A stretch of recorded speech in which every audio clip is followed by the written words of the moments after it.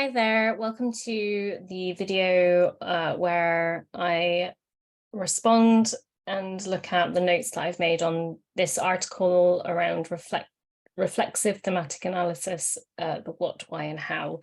So I first read this for my paid work, and then I realized as I was reading it that it's incredibly useful and relevant for the work I'm doing on the PhD. In this article, the author, Richard Devine, speaks in more practical terms about how they used reflexive thematic analysis and how it was introduced to them, and some of their key takeaways about why it was useful given the nature of the data that they were processing, or the nature of the data that they and the information that they were trying to understand. So let's kind of go through it. I've got a physical copy with notes, so you'll hear some page turning as I go through the different sections. So the preface and the first part of the article largely talks about this person, Richard Devine's project, which was largely about reading an incredible amount of data that different other researchers had collected, and trying to understand what the outcomes essentially of that data is. It was a processing process, essentially. And they talk about how they went through certain sections, and a lot of it was about social work around domestic abuse, and lots of accounts from people, and lots of reading of transcripts. And they go on to say that they didn't necessarily have a good matrix for an objective approach to understanding the data, and it was much more responsive around what they, as a professional practitioner understanding of the domain, thought as they were reading the transcripts. And they got stuck in this kind of part where they intended for the reading of the transcripts and the understanding of the data to be objective. And then the people that provided the data, the transcripts, kind of responded back and said, does your approach need to be objective? Does your subject matter expertise and subjectivity add or enhance or help you to understand this information? So they were recommended the Braun and Clark, the work of Braun and Clark, which was about reflexive thematic analysis. So this is a big chunky book, which can be read, but also you can read many articles which summarize it. But the top takeaway here, which is interesting given the work that we were doing in my paid job at the moment, and also given the work that I'm doing in the PhD, which is this line here, which is: a researcher's position and contribution is necessary, unavoidable, and an integral ingredient of the process. So your response to the data, the research that you are uncovering is, and how you interpret that is part of the process of understanding. And rather than striving for this objectivity, understanding how drawing on your own experiences, pre-existing knowledge and social position, help you to critically interrogate the aspects of the data, and understanding better how those parts of yourself as a researcher, those ways that you understand things, influence and contribute to the research process, in terms of potential insights into the qualitative data. So this largely talks about not throwing away your response and your understanding of data, even though it may or may not be part of the objective collected, like information for the study, let's say. So there is then a few some covering of the 4 different reflexive thematic analysis domains, which go into, I believe they go into slightly more detail a little bit later, but largely it's about orientation to data, focus of the meaning, qualitative framework, theoretical frameworks, and then it goes into the 6 stages of thematic analysis. So I want to more talk about the 6 stages, although I think they then go on to call them phases in this article. So we have stages and phases, which I believe are the same. But the first phase is familiarization, which is immersion in the data and becoming deeply familiar and intimate with it, reading, rereading, rereading again, most likely. Asking yourself questions is a fundamental element of the reflexive thematic analysis and understanding the data. There's some helpful questions that they picked out of the book that Braun and Clark wrote about this, which I think are interesting, that I tend to ask myself as I go through open source software and design related research, which is questions such as, like, how does the person make sense of whatever it is they are discussing? Why might they be making sense of things this way and not in another way? And how common sense or social normative is the depiction or the story? How would I feel if I was in that situation? Is it different or similar, etc., etc.? And then assumptions. So taking this approach, we ended up getting towards a better understanding of our positionality in this work-related project that we were doing, which was related to open source software, but not related to human rights and humanitarian open source software.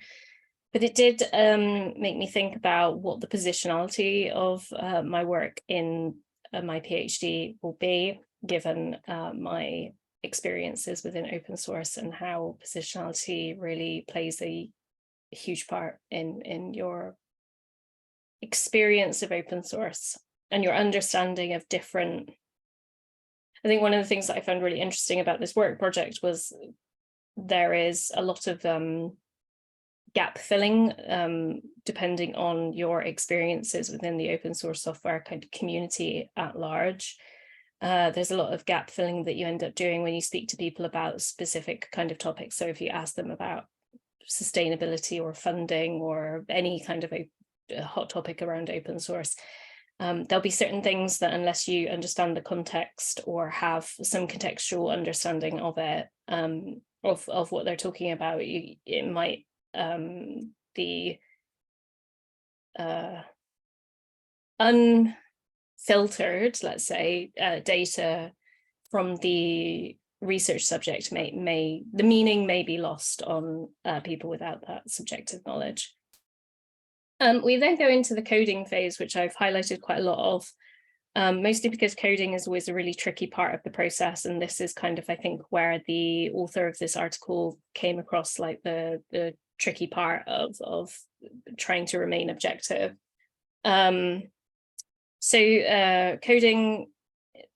means understanding the data in relation to research questions and then writing codes next to them, and mining ideas and patterns. I think the interesting thing towards the bottom here is reflexive thematic analysis encourages the use of the self and recognition of the use of the self in all stages of the process. That includes coding.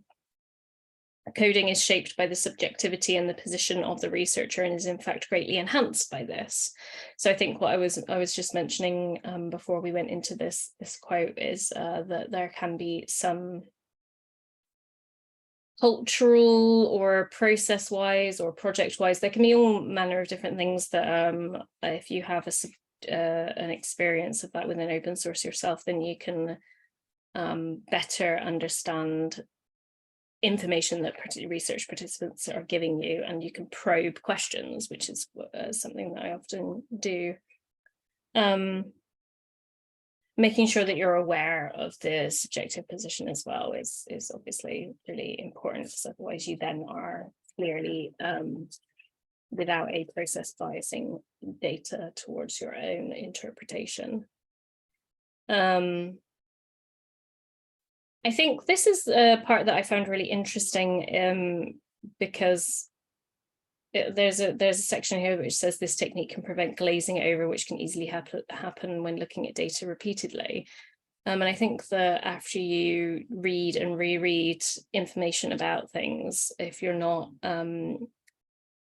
if you're attempting to apply a matrix of objective understanding without contextual kind of background understanding, this kind of reflexive thematic analysis approach, it can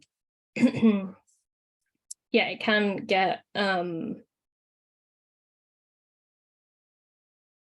abstracted up to higher levels, and I believe you can miss the nuance of different things, or even the kinds of things that in my experience, the known, not the known unknowns, but the hidden meanings within certain things. There's certain topics within open source software that will never or very rarely be said in very clear and plain language, because you don't want certain things attributed to yourself because of social consequences, or maybe social pressure, or any or maybe it's just not something that an individual is ready to tackle or deal with themselves yet.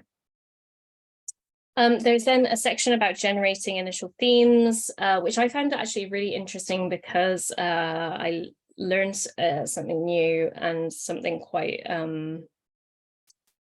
challenging to my usual way of theming, grouping, synthesizing data in a sort of typical design process way, which is this section here, which is around themes are to be generated deliberately and thoughtfully by the researcher, drawing upon and integrating their position, knowledge, and textual interests to aid this process. And then it goes on to say that some of the themes may ultimately not be used, don't get too attached or fixated on certain themes, and that you don't have to capture everything in the data there, but that each theme should have a central organizing concept and be distinctive, bounded, and be able to stand out alone.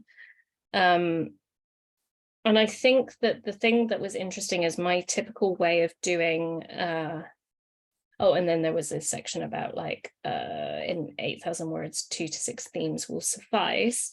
But my understanding of themes is that they're single kind of words or phrases. And this goes on to talk about how the process of theme identification and selection should have a rich contextualized narrative as to why they matter. And I think this was something that we started to explore in the work project that I'd like to better understand how to bring into the PhD, which is not just about these sort of central thematic words. I'm thinking of like the 6 R's that I am working on my ecosystem map around, but like, what do the 6 R's actually mean? Or what do certain themes actually mean within the sort of thematic context of open source software and humanitarian work and design work? Because there's, I'm sure there's some interesting nuance there if we go on to narratively contextualize that in a rich, understood way. The phase 4 is reviewing the themes and developing them. I think this then goes on to established and well-worked, sophisticated themes that are rich, nuanced, and have an engaging analysis that address the research questions. We started to call some of these ways of developing and reviewing themes assertions, or certain like statements that could be proved or disproved that had some evidence attached to them. But there are some questions that the Braun and Clark book have to facilitate the this phase around like things like, can I identify the boundaries of these themes? Is there meaningful evidence and data for this theme?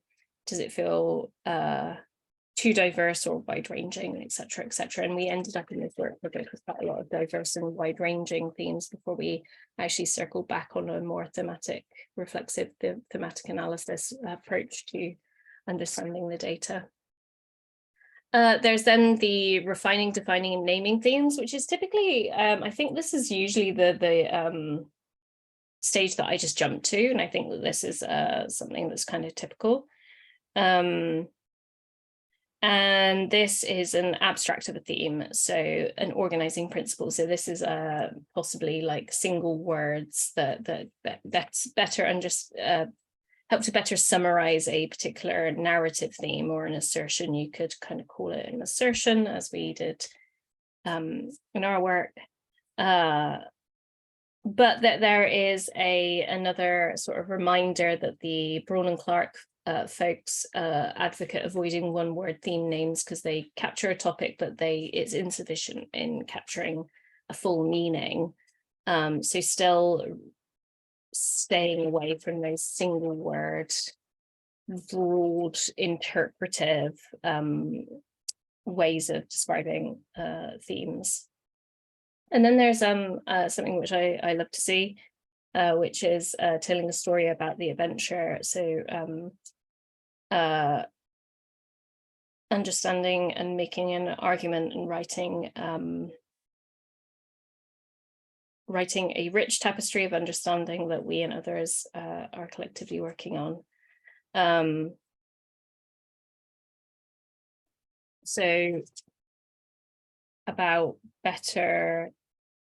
having a better compelling representation of a certain issue. So we've got this section down here, and the rich tapestry. I still need to look into the establishing gap model versus making an argument model to better understand this, but yes.